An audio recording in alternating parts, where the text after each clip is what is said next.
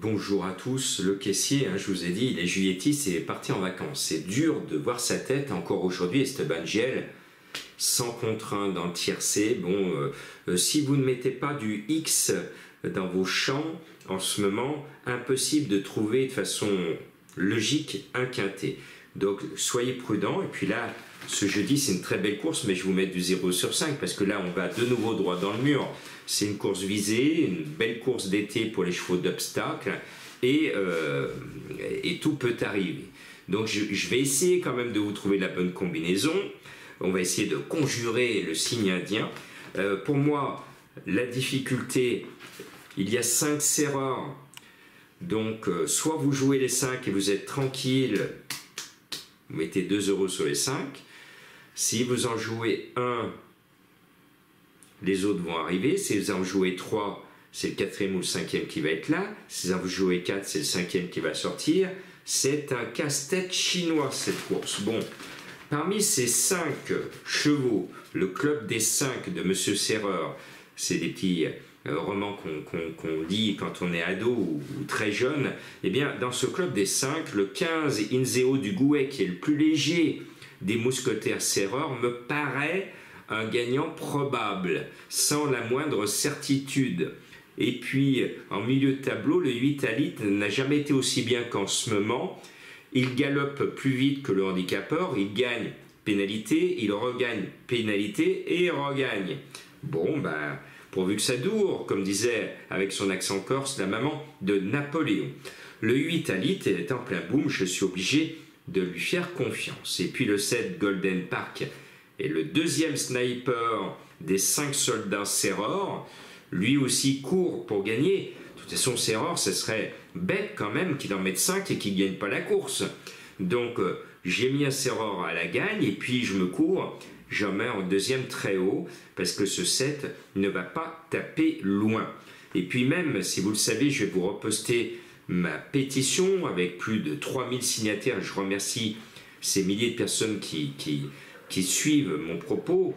Je trouve dangereux depuis bien longtemps qu'on l'on laisse faire des chevaux surchargés à plus de 70 kg. Et plus on va les charger, plus on les rapproche de la difficulté, plus ils risquent de tomber, de se tuer, et plus leur jockey risque de se blesser, voire mortellement se blesser. Donc il serait bien qu'un jour cette pétition soit entendue en haut lieu et qu'on révise les poids. On peut porter jusqu'à 70 kg raisonnablement, mais au-delà, on entre dans la zone rouge de danger, tout simplement. Bon, je vais mettre quand même 2 gros poids. Le 2 Bojac, parce qu'il est bon. Madame Litch est doublement représentée. Clément Lefebvre est l'homme de l'année en obstacle, excellent jockey en grande forme. Et puis le 1 Hilton, équipe redoutable d'entraînement. Et puis un jockey en réussite aussi, Goffnik. Le cheval vient de se balader sur ce même parcours à Clairefontaine. S'il court comme la dernière fois, malgré sa charge de 72 kg, il peut faire une très belle performance. Après, je vais mettre le héros de Clairefontaine, le vétéran. On est en Normandie, alors c'est un vétéran, il a 13 ans. Il adore Clairefontaine, il ne fait que ses bonnes valeurs que sur cet hippodrome.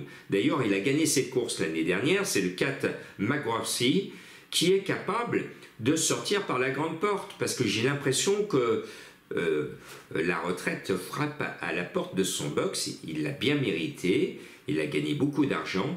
James Revelet est aux commandes, c'est mon idole James Revelet. Donc j'espère de tout cœur que ce numéro 4 va sortir de la plus belle des manières. Pourquoi pas en gagnant comme l'année dernière, ça va être compliqué avec 70 kg et demi, mais s'il le fait, alors là, je serai très heureux parce qu'on vivra un moment de pure magie et ces moments rares qui font toute notre passion des courses, de voir ce cheval qui se sublime à l'âge de 13 ans. On le voit, notre tort maintenant, on les autorise à courir en France à 11 ans, c'est très très bien. Donc allez le 4, courage, allez papy, faites de la résistance. Et puis, c'est trop beau pour être vrai, donc je vous ai déniché 2 tocards qui ne font pas partie des favoris. Ce sont mes trouvailles à moi, notamment le 16 Adexa des Obos, que je trouve super bien placé au poids. Et le 13, Santelou. Alors Santelou, je l'aime bien parce qu'il est toujours à l'arrivée, que ce soit en plat ou en haie. Mais surtout, je suis un fan de Luca Zuliani. Luca a déjà gagné avec lui 2 fois cette année. L'animal aime son jockey aime l'animal. Il est barré sur le papier. Il va attendre, ne vous inquiétez pas, il va attendre tranquillement et puis il va ramasser les morts sur la fin. Et à ce petit jeu, vas-y Lucas, fais-nous gagner des sous. Ce 13 pourrait vous porter bonheur et corser les rapports. Mais les 8 qui ne sont pas dans ma sélection ont pratiquement tous une chance de faire aussi bien que mes 8 favoris, d'où la difficulté de mon indice de 0 sur 5.